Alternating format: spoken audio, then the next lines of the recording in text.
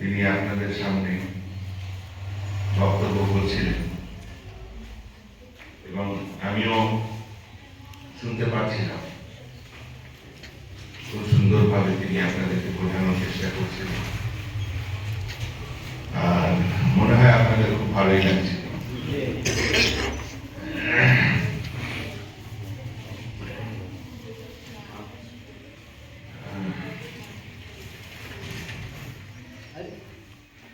نحمده ونصلي على رسوله الكريم أما بعد أعوذ بالله من الشيطان الرجيم ببركة بسم الله الرحمن الرحيم كل نفس ذائقة الموت صدق الله العظيم وصدق رسوله النبي الكريم ونحن على ذلك لمن الشاهدين والشاكرين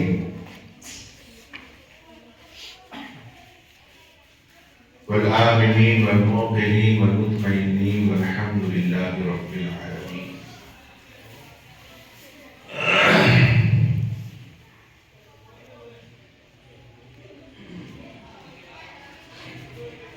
करो मेहरबानी तो अहले ज़मीन पर, खुदा मेहरबान होगा अर्शे बरी पर, और खुदी को अगर बुलंद इतना निगर तकदीर से पहले खुदा बंदे से खुद पूछे बता तेरी रजा क्या है।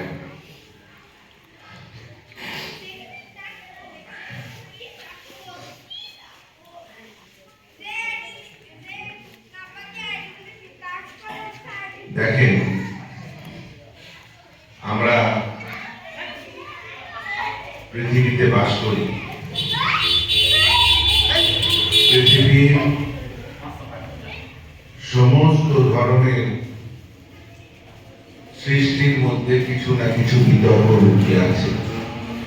এটা আপনারা মানেন তো? হ্যাঁ, যেমন পোশাক পরা নিয়ে বিতর্ক। কেউ সাদা পোশাক পছন্দ করে, কেউ রঙিন পোশাক পছন্দ করে, আবার রঙের মধ্যে বিভিন্ন রকমের রং সবার পছন্দ হয়। কাউরের হয়তো সবুজ কালার পছন্দ, কাউরের ব্রাউন, কাউরের চকলেট, কাউরের বিভিন্ন কালার পছন্দ। আবার কেউ একাকী থাকতে পছন্দ করে, কেউ আবার মানুষের ভিড়ের মধ্যে থাকতে পছন্দ করে, কেউ আবার হাসি ঠাট্টা ভালোবাসে, কেউ আবার নীরব থাকতে ভালোবাসে। এক কথায় সমস্ত জিনিসের মধ্যে কিছু না কিছু বিতর্ক লুকিয়ে আছে। যেমন আমরা হচ্ছি কাদরি, জি, আবার অনেকে আছেন তানারাও টুপি পরেন, তানারাও দাঁড়িয়ে রাখেন, তানারাও নামাজ পড়েন, তানারাও দিনের কথা বলে, অথচ তানাদের সঙ্গে আবার আমাদের বেশ কিছু জায়গার মধ্যে অমিল আছে। তানারা তানাদের মতো বোঝাবার চেষ্টা করে, আমরা আমাদের মতো কোরআন হাদিসের মাধ্যম দিয়ে বোঝানোর চেষ্টা করি। রসুলকে মানা নিয়েও বিতর্ক রয়েছে। যেমন কেউ রসুলের পাককে যেমন আমরা খাতেমুন নবিয়্যিন বলি, যে তার পরে আর কেউ নবী আসতে পারে না। কিন্তু আবার একদল আছে যাকে আমরা কাদিয়ানী বলে থাকি, তারা আবার গোলাম আহমদ করে একজনকে নবী মনে করে। নাউযুবিল্লাহ। আবার এক জামাত তার নিজের কিতাবের মধ্যে লিখেছে যে রাম হচ্ছে নবী। নাউযুবিল্লাহ। বুঝতে পেরেছেন? শ্রীকৃষ্ণ নবী। নাউযুবিল্লাহ, নাউযুবিল্লাহ। তাহলে এতেও বিতর্ক রয়েছে। আল্লাহ ওয়াহদানিয়তকে নিয়ে বিতর্ক রয়েছে। আমরা আল্লাহকে এক বলি, তাই না? অদ্বিতীয় বলি, কোনো আকার নেই বলি, আর আমাদের মধ্যে কিছু টুপিধারী করে না, তার আকার আছে। তিনি আরশে বসে আছে, তার হাত রয়েছে। কোরআনে বলছে ইয়াদুল্লাহি ফাওকা আইদিহিম, আল্লাহর হাত সবার হাতের উপরে, তাদের হাতের উপরে। তো এই হাত বলতে তারা বোঝায় যে না, আল্লাহর হাত আছে।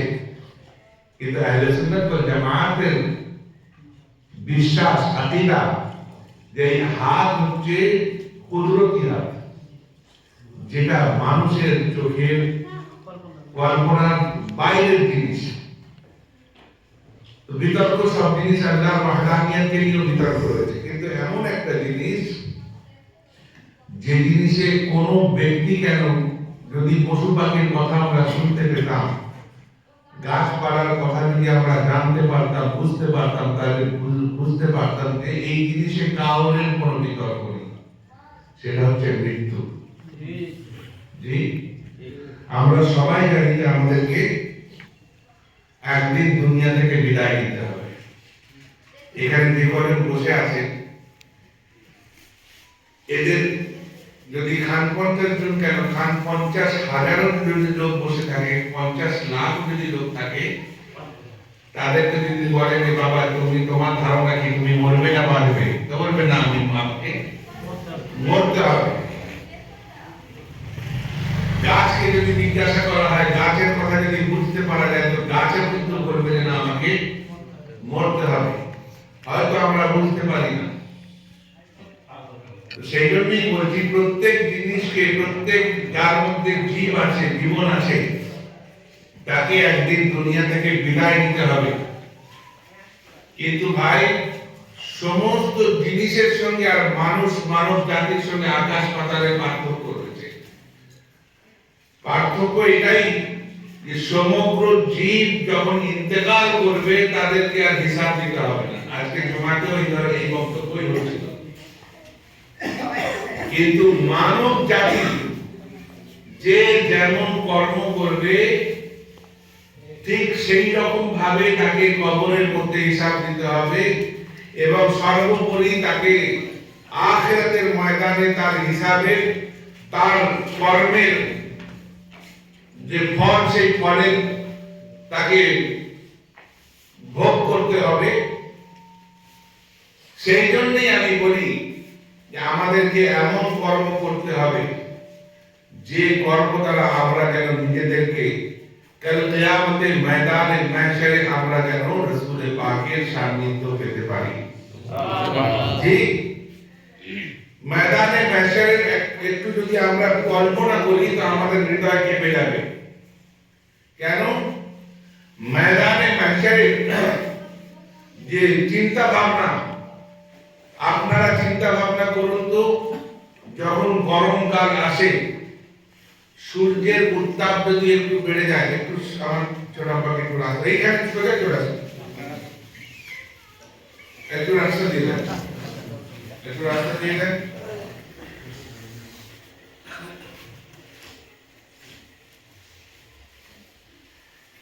গরমকালের উত্তাপ যখন বেড়ে যায়, যাদের ঘরে এসি আছে ঠিক আছে,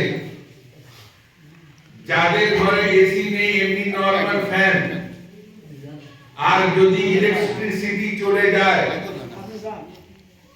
বসে যান, বসে ওনাকে বসতে দাও, ওনার যেখানে সুবিধা হয় সেখানে বসে, সামনে এসে বসে, সামনে বসে, ওনার যেখানে সুবিধা হয় বসে, এদিকে সরে। যদি ইলেকট্রিসিটি চলে যায়, তো 43-44 ডিগ্রিতে আমাদের অবস্থা ক্লান্ত হয়ে যায়, হ্যাঁ না? অবস্থা ক্লান্ত হয়ে যায়। আর কাল কিয়ামতে ময়দানে মাহশর এবং সূর্য আমাদের চেয়ে কত লাখ মাইল দূরে আছে তার ঠিক নেই। অথচ সেই উত্তাপ আমরা সহ্য করতে পারি না।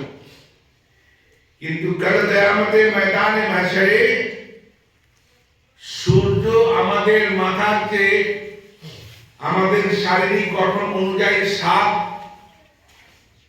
শরীর, অর্থাৎ 7 বল্লম, আপনার যেখানে বল্লম বলে তো যার দিয়ে যার সামনের দিকে ছোটানো থাকে পিছনে ডাঁটি থাকে কি বলে ওটা? ফালাও বলে ভালা বলে তো ফালা ফালা ফালা আমাদের এখানে আমাদের মানে পশ্চিম বাংলায় ওটাকে বল্লম বলে তো এই বল্লম 7 বল্লম সমান নিচে নেমে আসবে অর্থাৎ মাথা থেকে 7 বল্লম সমান উপরে থাকবে বলুন সেই পরিস্থিতিতে আমাদের শরীর কি অবস্থা হওয়া দরকার কিরকম অবস্থা হতে পারে এবং আমরা যখন সেই অবস্থায় নফসি নফসি করব আমরা নিজেদের ঠিক থাকবে না আমরা সেই থেকে বাঁচার পরিকল্পনা করব এমন অবস্থা হবে যার গুনাহ যত বেশি হবে তার শরীর থেকে তত বেশি ঘাম বেরোবে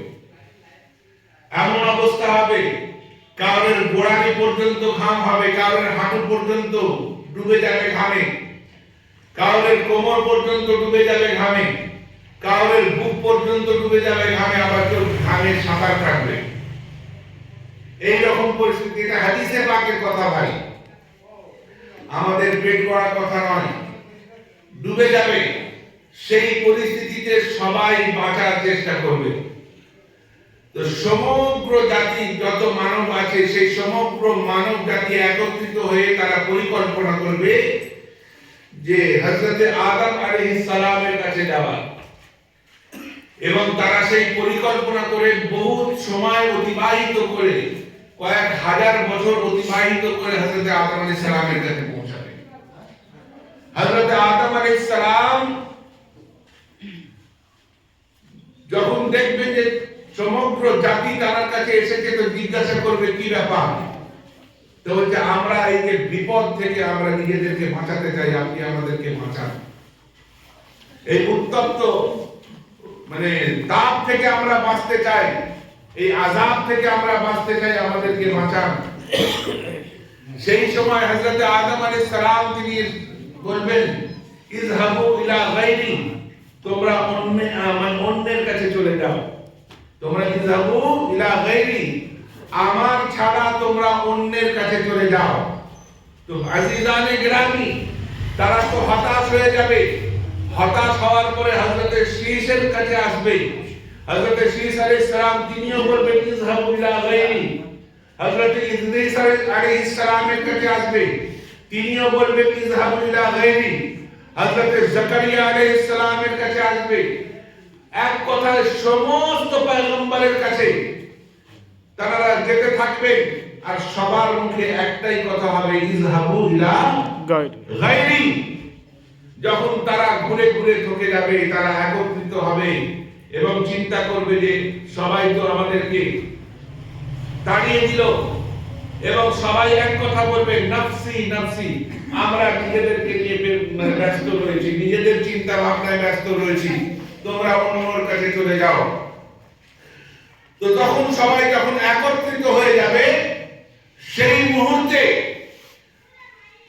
যারা রাসূলের পাকের উম্মত তারা বলবে যে আপনারা তো আপনাদের নবীদেরকে দেখে নিলেন আপনাদের নবীরা কোন রকম সাহায্য ছাড়া আপনাদেরকে তাদের কাছ থেকে সরিয়ে দিল আসুন শেষ চেষ্টা করা যাক লাস্ট চেষ্টা সেই শেষ চেষ্টা কি আসুন চলুন আমরা আমাদের রাসূলের কাছে যাই শফিউল মুজতাবিনের কাছে যাই খাতিমুন নবিয়িনের কাছে যাই আমাদের দৃঢ় বিশ্বাস যে তিনি আমাদেরকে কোনোদিন ফেলে দেবেন না এইভাবে তারা যখন হাঁটতে শুরু করবেন সেই সমস্ত মানব জাতি দূর থেকে দেখতে পাবে যে একজন সেই নুরানি চেহারা নূরওয়ালা চেহারা রোদ উত্তপ্ত রোদের মাঝে দাঁড়িয়ে রয়েছেন যখন কাছাকাছি আসবেন তো রাসূলের পাকের জবান থেকে একটা শব্দ বেরোবে আমি অনেকক্ষণ থেকে তোমাদের অপেক্ষায় রয়েছি তোমরা কোথায় ছিলে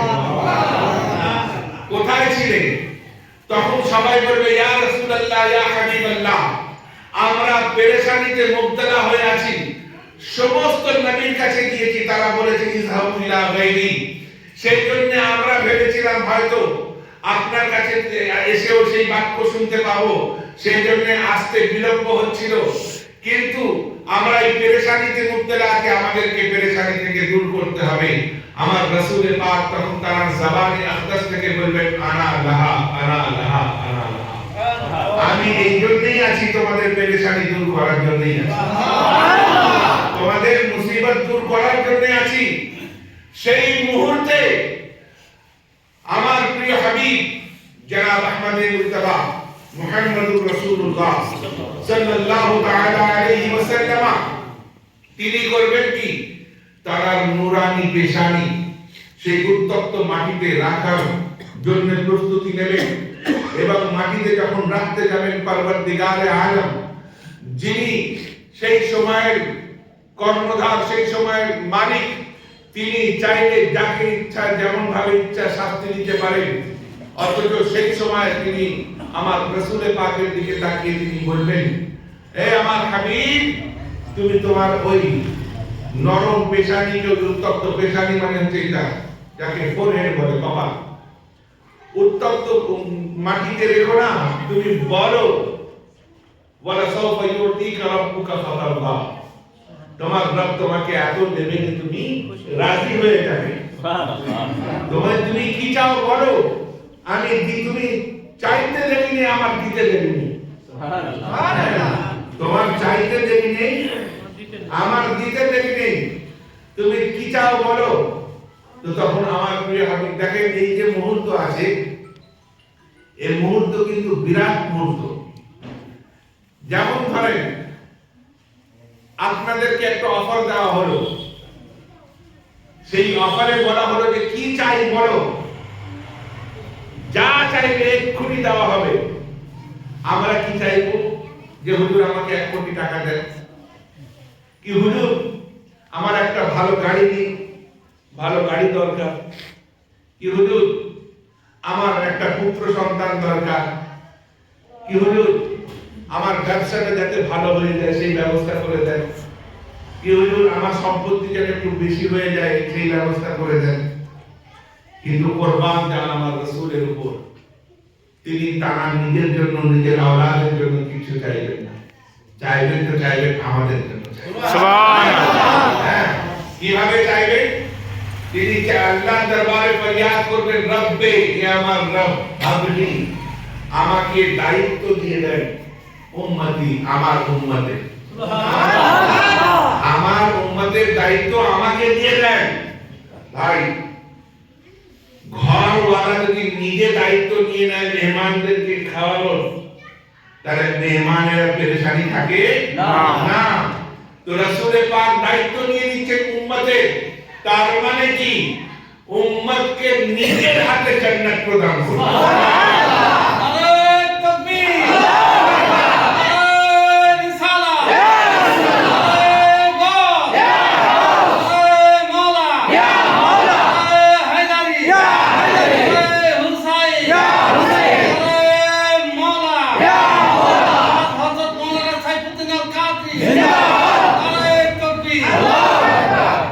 তো ভাই নিজের দায়িত্বে নিয়ে নেবেন, কারণ আল্লাহর আরেক নাম হচ্ছে কাহার, আরেক নাম হচ্ছে জব্বার।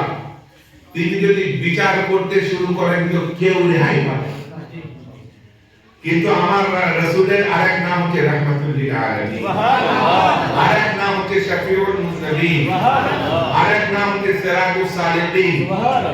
হ্যাঁ, তো ভাই তিনি যখন দায়িত্ব নিয়ে নিয়েছেন, নেওয়ার পরে তিনি হাত ধরে ধরে বলবেন যে এই জান্নাতি, এই জান্নাতি, এই জান্নাতি, এই জান্নাতি, এই জান্নাতি, এই জান্নাতি, চলো চলে যাও, চলে যাও, চলে যাও।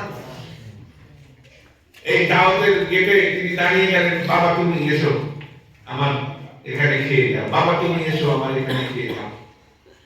হ্যাঁ, নিজে দায়িত্ব নিয়েছেন। তো সর্বশেষে যখন সবাই জান্নাতে পৌঁছে যাবে, সেই সময় আমার রাসূল আল্লাহর কাছে আরজ করবেন, পরবর্তীকার জাহান্নামে, বুখারী শরীফের হাদিস রয়েছে, জাহান্নামে অনেক দিন থেকে এক ব্যক্তি জাহান্নামে রয়েছে, সেও আমার উম্মত, আমি চাই তাকেও জাহান্নাম থেকে বের করে জান্নাতে নিয়ে পাঠিয়ে দিতে। সুবহান। তো বলার শেষ সঙ্গে সঙ্গে পরবর্তীগার ফেরেশতাদেরকে হুকুম দেবে, এ ফেরেশতারা তোমরা কি শুনতে পাওনি আমার হাবিব কিছু বলছে? যাও তাকে বের করে নিয়ে এসো। বের করে নিয়ে আসা হবে। সে কালো ঝাই হয়ে যাবে, জাহান্নামের আগুনে পুড়ে কালো ঝাই হয়ে যাবে তার শরীর। তাকে যখন বের করে নিয়ে আসা হবে তো তখন বলবে যাও একে জান্নাত দিয়ে দাও। আমার রাসূল বলবেন পরবর্তীগার এর শরীরের আকৃতি দেখে যে আমার আর জান্নাতি যারা আছে তারা ভয় পেয়ে যাবে, এর শরীরের আকৃতির পরিবর্তন করতে হবে। এই পরিবর্তনের প্রয়োজনীয়তা আছে। সঙ্গে সঙ্গে তাকে কওসারের পানি দিয়ে গোসল করা এবং গোসল করানোর পরে তাকে পুনরায় তাকে ভালো জান্নাতের পোশাক পরিয়ে জান্নাতের দিকে রওনা করে দেওয়া হবে। আর যখন রওনা করে দেওয়া হবে সে যখন জান্নাতে প্রবেশ করতে যাবে নিজের ডান পাকে জান্নাতে রেখে আবার বের করে নেবে। জান্নাতের দরওয়ান জিজ্ঞাসা করবে কি ব্যাপার, তুমি ঢুকতে গিয়ে বেরিয়ে গেলে? তো তখন ইনি বলবেন যে না, আগে আমি জানবো যে আমাকে কতটা দেওয়া হয়েছে। আমাকে জানতে হবে যে আমার ভাগে কতটা পড়েছে, হ্যাঁ আমি কতটা মানে পেয়েছি। তো তখন সেই দরবান বলবে যে আরে তুমি তো জাহান্নামে ছিলে, তোমার নবীর কৃপায় আল্লাহ তাবারক ওয়া তাআলা তোমাকে জান্নাত প্রদান করেছে, যতটা পেয়েছো শুকরিয়া আদায় করো। তো তিনি তখন বলবেন যে না, আগে আমি জানবো তারপরে।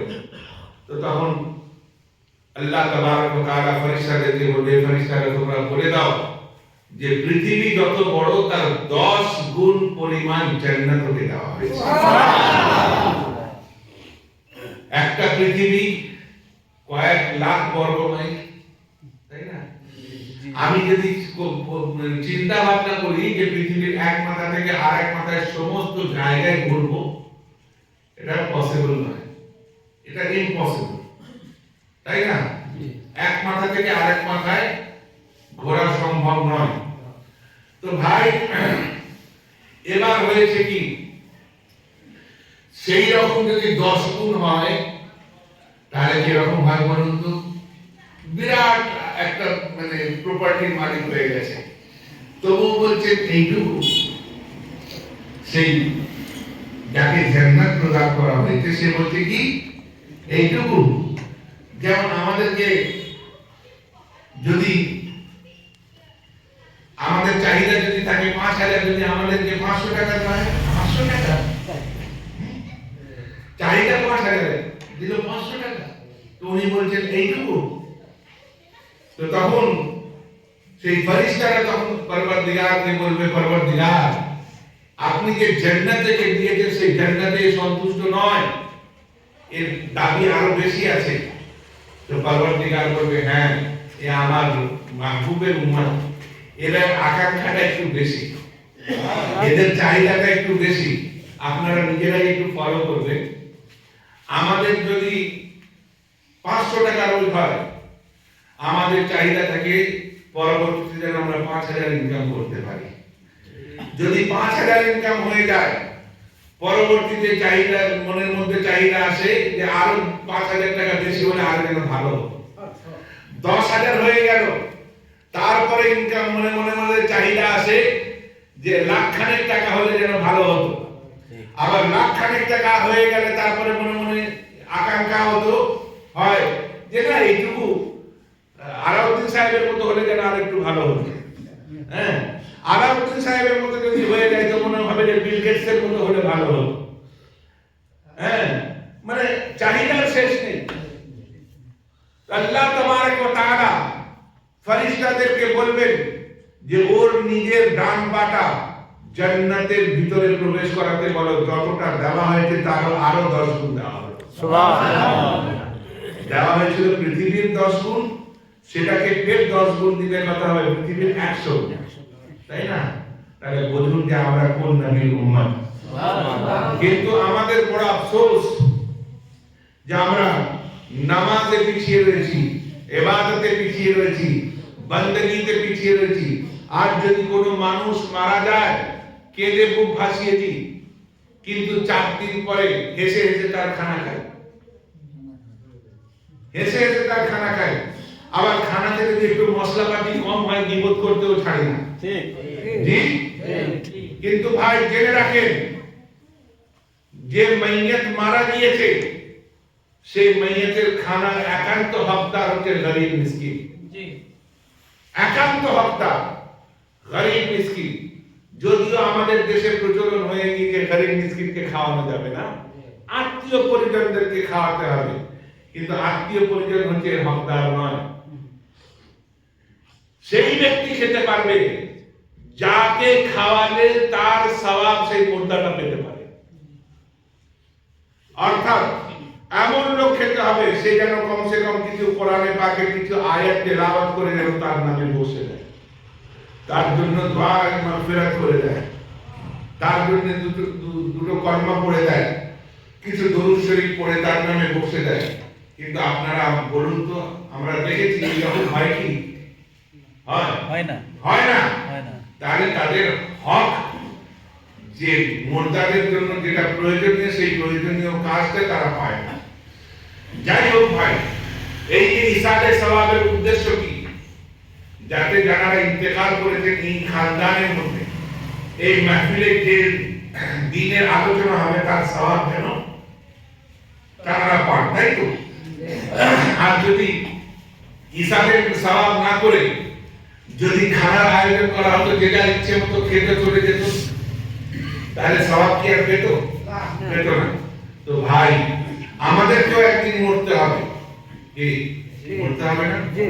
তা আমাদেরকে যখন মরতে হবে আমাদেরকে এমন কর্ম করতে হবে যেন কাল কিয়ামতের ময়দানে মাহশরে, তো অনেক দূরের ব্যাপার, কবরে যেন আমার রাসূলকে দর্শন করতে পারি, কবরে যেন আমার রাসূলের দিদার করতে পারি। ভাই আমি সেই দিন সর্বপুরে এই বক্তব্য করছিলাম যে ভাই কবরে 3টে প্রশ্ন হবে। কটা? 3টে প্রশ্ন হবে।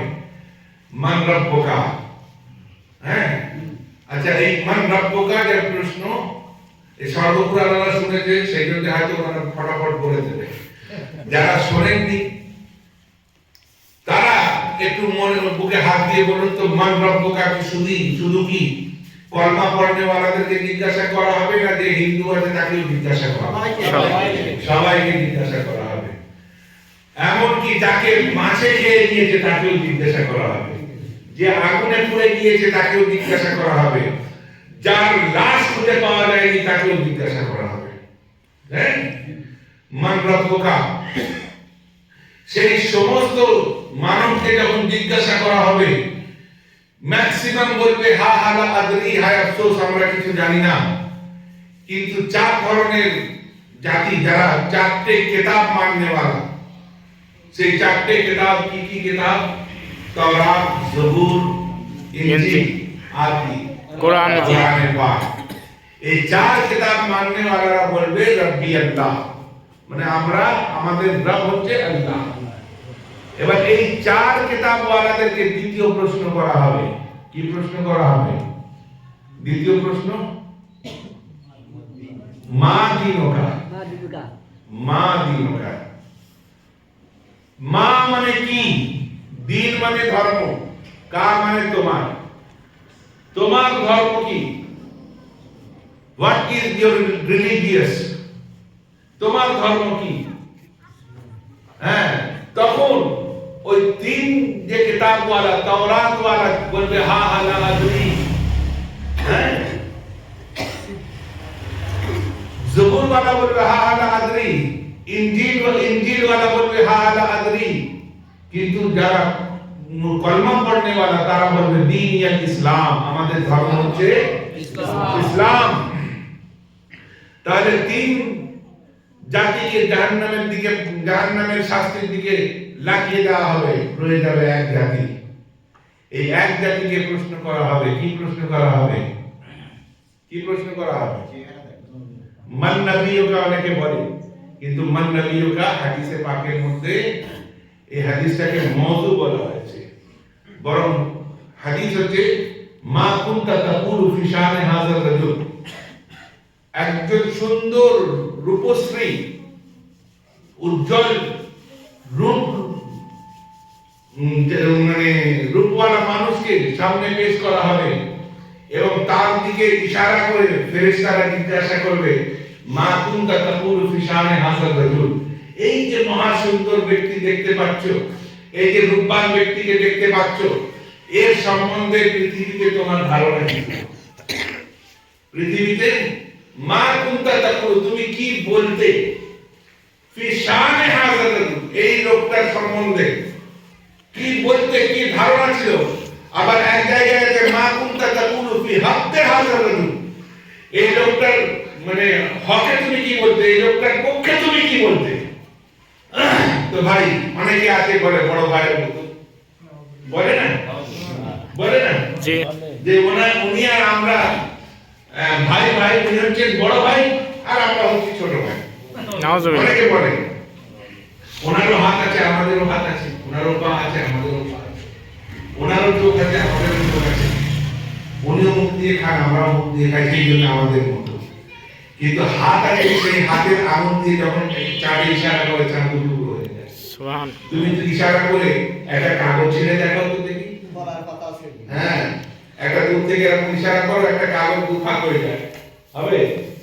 হ্যাঁ, আমার রাসূল আঙুলের ইশারা করেছে চাঁদ দ্বিখণ্ডিত হয়েছে, আমার রাসূল হাতের ইশারা করেছে গাছ হেঁটে চলে এসেছে, আমার রাসূল মুখ থেকে বলেছেন পাথর পানিতে ভাসতে লেগেছে, আমার রাসূল যে রাস্তা দিয়ে গিয়েছেন সেই রাস্তা সুবাসিত হয়ে গেছে। এক সময় হয়েছে কি, হযরত আবু হুরায়রা রাদিয়াল্লাহু তাআলা আনহু থেকে রিওয়ায়াত, এক সময় রাসূল পাক মজলিস থেকে উঠে হঠাৎ হাঁটতে শুরু করলেন, কিছু দূর যাওয়ার পর ওনাকে আর খুঁজে পাওয়া গেল না। যখন খুঁজে পাওয়া গেল না, সেই সময় শত্রুদের অনেক চাপ ছিল, যে কোনো মুহূর্তে রাসূল পাকের উপর অ্যাটাক হতো, সেই জন্য হযরত আবু হুরায়রা রাদিয়াল্লাহু তাআলা আনহু তিনি রাসূল পাককে খুঁজতে লাগলেন। আর কি করে খুঁজছেন? নাক দিয়ে খুঁজছেন, হ্যাঁ সুবাস নিতে নিতে যাচ্ছেন, তো দেখছেন যে তানার সুবাস, তানার শরীরের সুবাস একটা বাগানের মধ্যে থেকে আসছে, একটা বাগানের মধ্যে থেকে আসছে।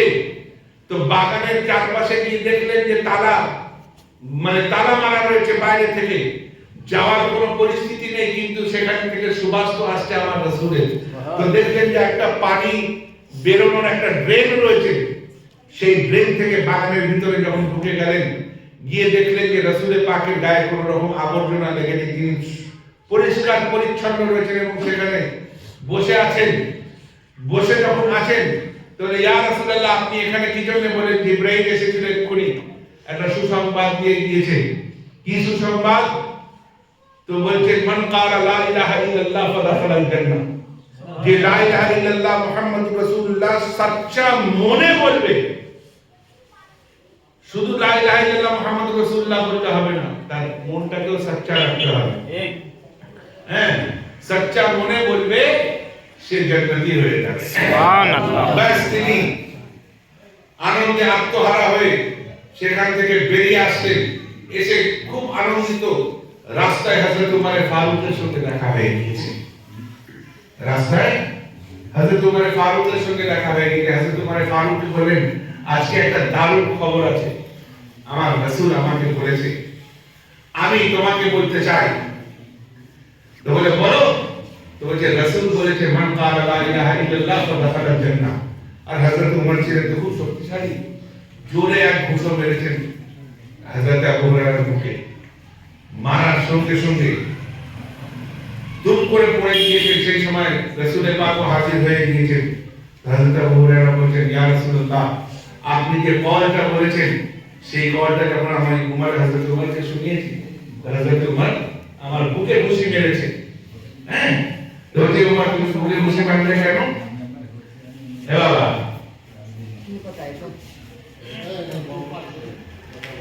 এখানে কথা বলছো কেন বাবা? একটা ভালো কথা হচ্ছে তো এখানে, তো তুমি ওকে বুকে ঘুষি মারলে কেন? কথাটা কি ভুল? তো না ইয়া রাসূলুল্লাহ আপনার জবান থেকে যেটা বেরোবে সেটাই সঠিক, কিন্তু আমি ওকে প্রচার করা থেকে বাধা দিয়েছি। কারণ ও যদি প্রচার করে দেয় তো মানুষ এটাকে নিয়ে রয়ে যাবে না, নামাজ পড়বে না, ইবাদত করবে না, বন্দেগী করবে। সেই জন্য আমি তাকে থামিয়ে দিয়েছি। চিন্তা করুন তাহলে ভাই, তার গায়ের সুবাস যে রাস্তা দিয়ে তিনি যেতেন সেই রাস্তা দিয়ে তারা গায়ের সুবাস ছড়িয়ে যেত। আর আমরা যদি গরমকালে বেরোই আমাদের গা ঘেমে যায়। হ্যাঁ ভাই,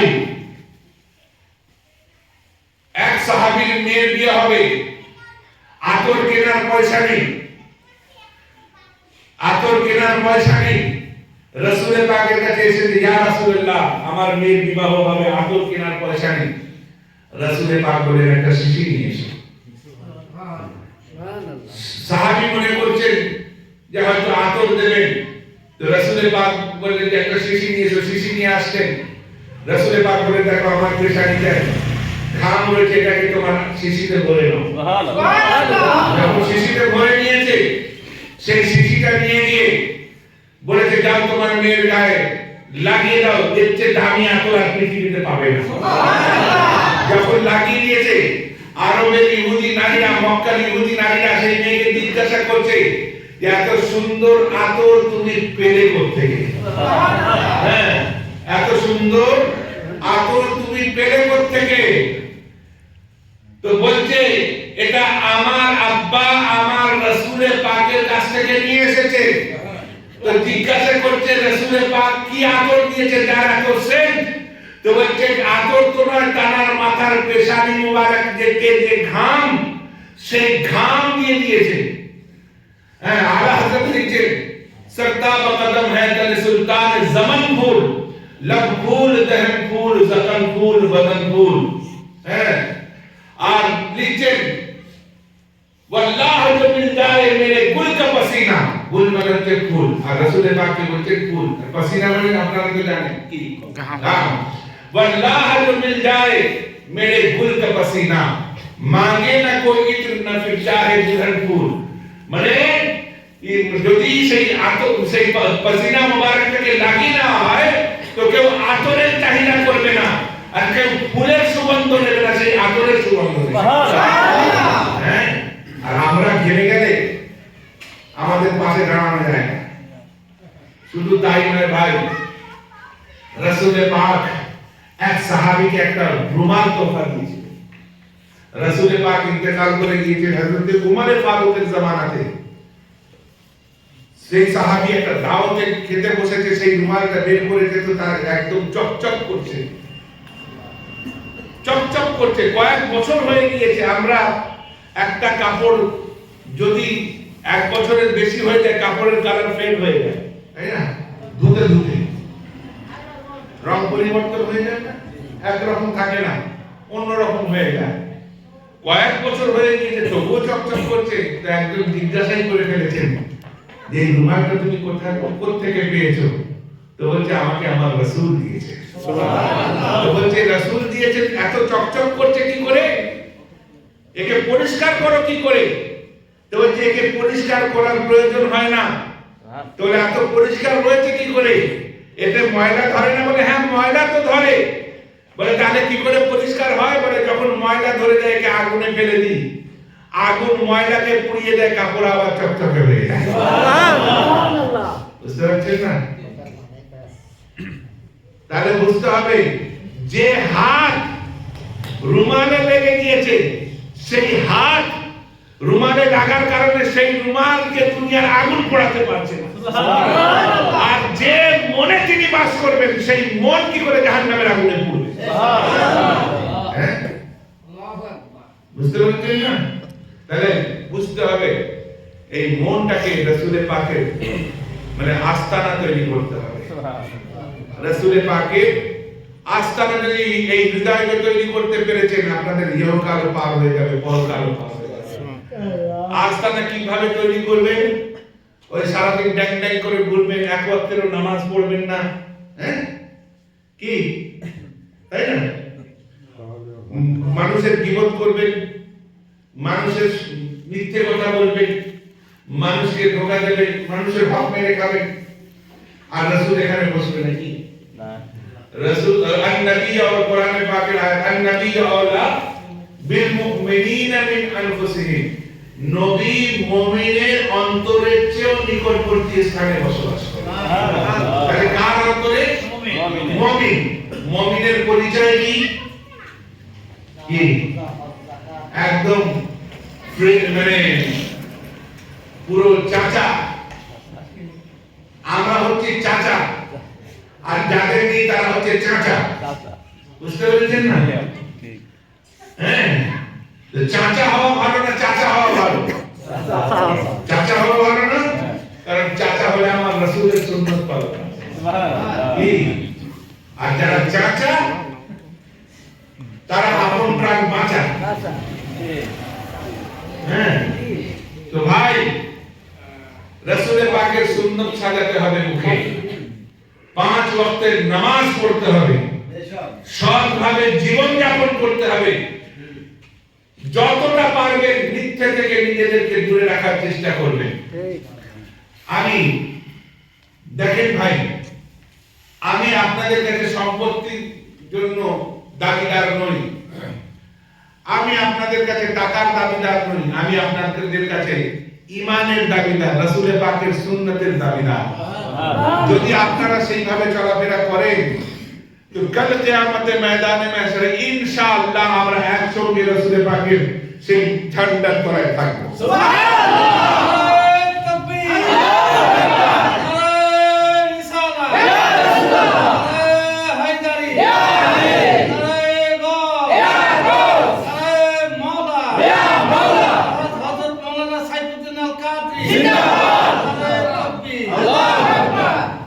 দেখেন ভাই, দাড়ির গুরুত্ব কত। লাস্ট বলে আমি আমার বক্তব্যকে ইতি করি। দাড়ির গুরুত্ব হচ্ছে কত। দাড়ির গুরুত্ব হচ্ছে, এক সাহাবী ছিলেন, তার চেহারাতে একটাই মাত্র লোম ছিল এবং সেই লোমটা এই মাঝ বরাবর ছিল। এবার রাসূল পাক সাল্লাল্লাহু তাআলা আলাইহি ওয়াসাল্লাম করতেন কি, যতই দেরিতে তিনি আসুক তার আগে বলতেন তুমি আমার সামনে বসো, এবং সামনে বসো, আর রাসূল পাক ওনাকে দেখতেন আর মুচকি মুচকি হাসতেন, আনন্দ পেতেন। এক সময় হয়েছে কি, তিনি দাড়িতে চিরুনি করতে গিয়ে সেটা কিভাবে ছিঁড়ে যায়। অনেকে মনে করে যে ছোট দাড়ি রাখলেও দাড়ি রাখা হবে না, আর ছোট দাড়িতে তো চিরুনি করা যাবে না, যাবে? হ্যাঁ, চিরুনি করার জন্য বড় দাড়ির প্রয়োজন আছে। তো তিনি চিরুনি করতে গিয়ে সেই দাড়িটা কিভাবে ভেঙে যায়। যখন ভেঙে যায় তো রাসূল পাক সাল্লাল্লাহু তাআলা আলাইহি সাল্লাম দরবারে বসে আছেন, তিনি এসেছেন, তাকে দেখে আমার রাসূল মুখ ঘুরিয়ে নিয়েছেন। যখন মুখ ঘুরিয়ে নিয়েছেন তো তিনি মনে করলেন হয়তো আজকে রাসূল আমাকে দেখতে পায়নি, তো উনি পিছনে বসে গেলেন। পরের দিন আবার এসেছেন, আবার রাসূলের পাক মুখ ঘুরিয়ে নিয়েছেন। আচ্ছা বলুন তো, যাকে আমি সবচেয়ে বেশি ভালোবাসি, যার জন্য আমার দিন রাতের ঘুম ত্যাগ করতে রাজি আছি, যার জন্য আমি খাবার ত্যাগ করতে রাজি আছি, যার জন্য আমি সংসার ত্যাগ করতে রাজি আছি, সে যদি আমার থেকে মুখ ঘুরিয়ে নেয় কত কষ্ট লাগে, লাগে না? কত বেদনা লাগে। তার যে শতগুণে মহব্বতের জিনিস হচ্ছে আমার রাসূল। সেই রাসূল যদি মুখ ঘুরিয়ে নেয় তাহলে কত কষ্ট লাগে। তো 2 দিন 3 দিন যখন মুখ ঘুরিয়ে নিয়ে তিনি আর থাকতে পারেননি, সাহাবায়ে কেরামদেরকে ধরে বলছেন যে ও আমার সাহাবী বন্ধুরা, কি ব্যাপার বলো তো, আজকের দিনে এই 3-4 দিন দেখছি যে রাসূল আমাকে দেখে আনন্দিত হতেন, কিন্তু 3-4 দিন ধরে তিনি আমার দিকে তাকাচ্ছেন না, কি ব্যাপার হয়েছে? তো সাহাবীরা বললেন হয়তোবা আপনার যে দাড়ি ছিল সেই দাড়িটা মনে হয় ছেড়ে গিয়েছে বা আপনি ছেড়ে দিয়েছেন, সেই জন্য আপনার দিকে আর তাকাচ্ছে না আমার রাসূল। উনি বললেন কি, একদম সোজা গিয়ে রাসূলের পাকের সামনে হাজির হয়ে হাত জোড় করে আরজি করতে লাগলেন, ইয়া রাসূলুল্লাহ, আমি আমার মা বাপ আপনার উপর কুরবান, আমি নিজ ইচ্ছায় দাড়ি ছেড়ে দিয়েছি হুজুর, আমি চিরুনি করতে গিয়ে দাড়িটা কিভাবে ছেড়ে গিয়েছে রাসূলের পাক তো সবই জানেন। তবুও তিনি বললেন যে শোনো, আমি তোমাকে দেখে আনন্দিত হতাম কেন জানো? তোমাকে দেখে মুচকি মুচকি হাসতাম কেন জানো? আমি দেখতে পেতাম যে তোমার ওই দাড়িতে 70টা ফেরেশতা ধরে না কেন খেলছে।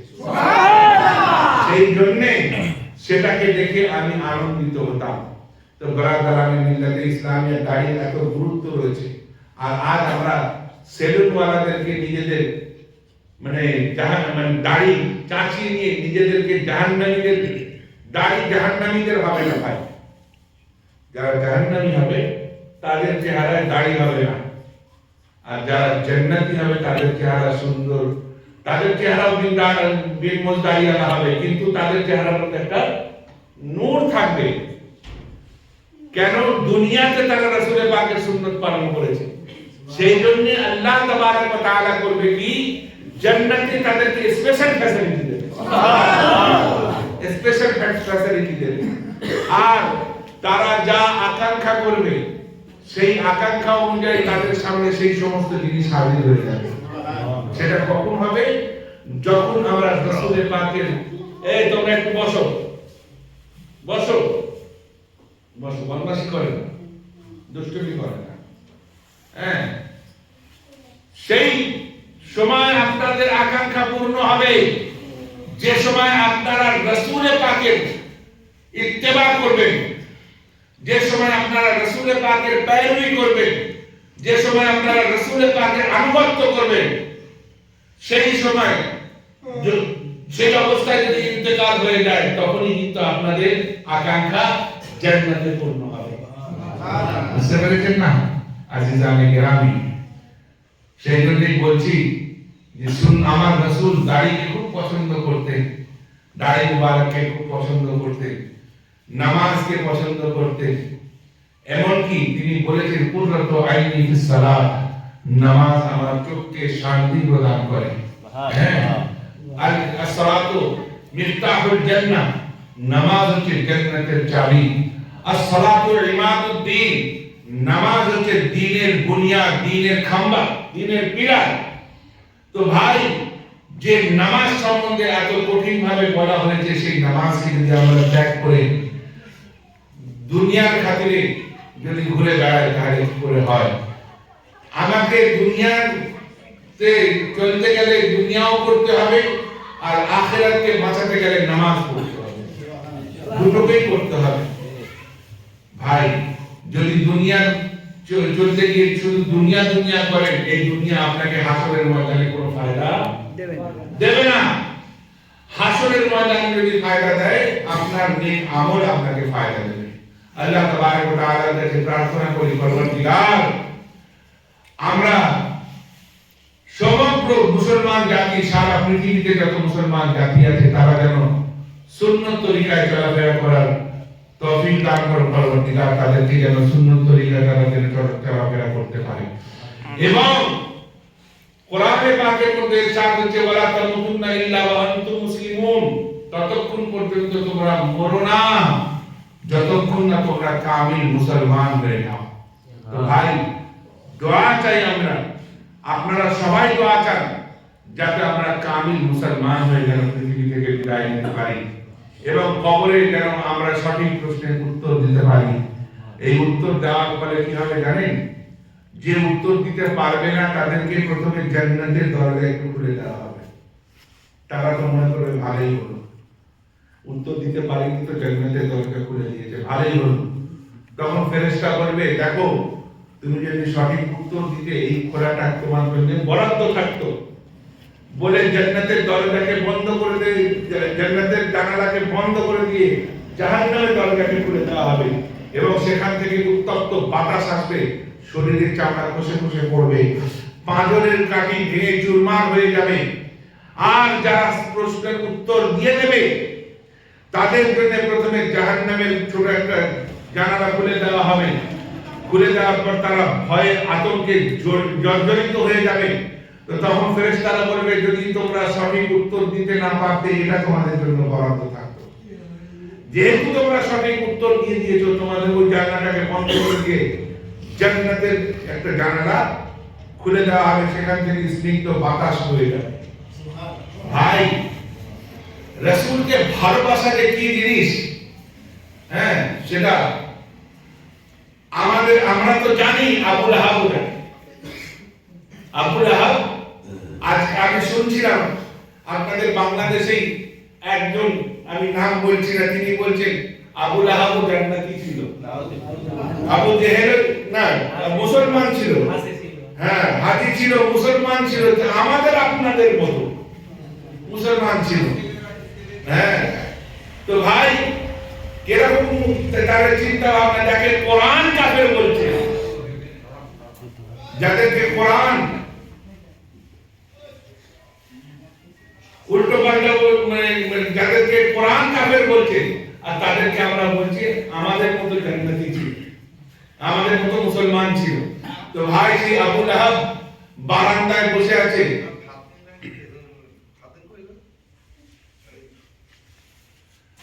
বারান্দায় বসে আছে, হ্যাঁ, রাসূল পাক জন্মগ্রহণ করেছে। আবু লাহাবের দাসী ছুটে যাচ্ছে। আবু লাহাব জিজ্ঞাসা করছে কি ব্যাপার? সুহাইবা তার নাম, অনেকে সাউদিয়া বলে, তার নাম হচ্ছে সুহাইবা। সেই সুহাইবাকে জিজ্ঞাসা করছে কি ব্যাপার, তুমি আনন্দে ছুটে যাচ্ছ কোথায়? তো বলছে আপনার একটা ভাতিজা হয়েছে, আপনার একটা ভাতিজা হয়েছে।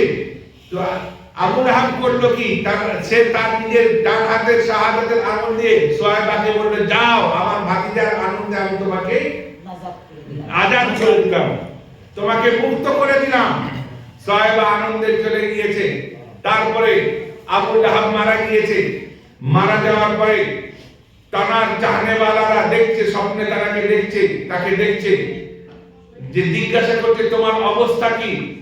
তো বলছে আমার অবস্থা কঠিন, আমি মুহাম্মদ সাল্লাল্লাহু আলাইহি ওয়াসাল্লামের দ্বীনকে গ্রহণ করিনি, তাই আমার কবরের অবস্থা খুব কঠিন, আমাকে প্রচুর শাস্তি দেওয়া হয়, কিন্তু সপ্তাহে একদিন আমি একটু ভালো থাকি, সপ্তাহে একদিন আমি একটু ভালো থাকি, এবং সেই দিন আমি আমার শাহাদাতের আঙুল যখন চুষি, তার থেকে ঠান্ডা ঠান্ডা পানি বের হয়, এবং সেটাকে আমি খাই, খেলে আমার হৃদয় শীতল হয়ে যায়, আমার কলিজা শীতল হয়ে যায়। তো বলছে কারণ কি? তো বলছে কারণ এটাই যে সেই দিনটা হচ্ছে সোমবার, আর এই সোমবারের দিনে আমি আমার ভাতিজার পৃথিবীতে আসার খুশিতে সেই শাহাদাতের আঙুল দিয়ে তা আমার একটা দাসীকে আজাদ করে দিয়েছে। হাদিস বাবা, এটা হাদিসে পাক, এটা আমরাও জানি, যারা মানে না তারাও জানে। আজাদ করে দিয়েছিলাম। আচ্ছা ভাই, আবু লাহাব যে দাসীকে আজাদ করেছিল, রাসূলের পাককে নবী মনে করে না ভাতিজা মনে করে? ভাতিজা মনে করে না? তো ভাতিজা মনে করে যদি আজাদ করলে আল্লাহ তার সেই দিনটা আজাদ করে নেয়, যেদিন রাসূলের পাক জন্মগ্রহণ করেছেন, এবং তাকে আঙুল চুষলে তার থেকে ঠান্ডা ঠান্ডা শীতল শীতল পানি বেরোয়, ভাতিজা মনে করে যদি ভালোবেসে যদি দাসী আজাদ করলে এত ফ্যাসিলিটি পাওয়া যায়, আর আমরা তো নবী মনে করি, আমরা তো নূরের নবী মনে করি।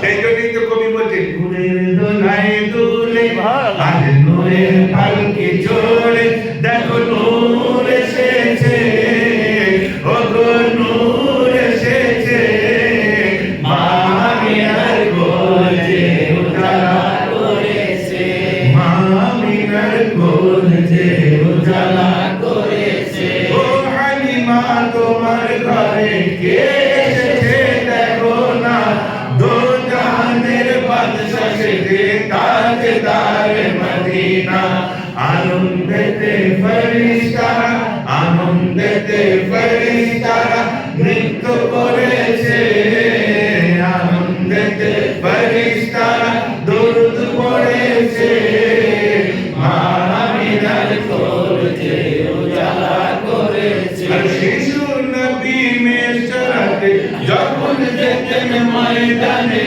সূর্য এসে দেখবে বলে লুকিয়ে থাকতো সেখানে, মাথার উপর মেঘ এসে ছায়া করেছে, মা আমিনার কোল যে উজালা করেছে, মা আমিনার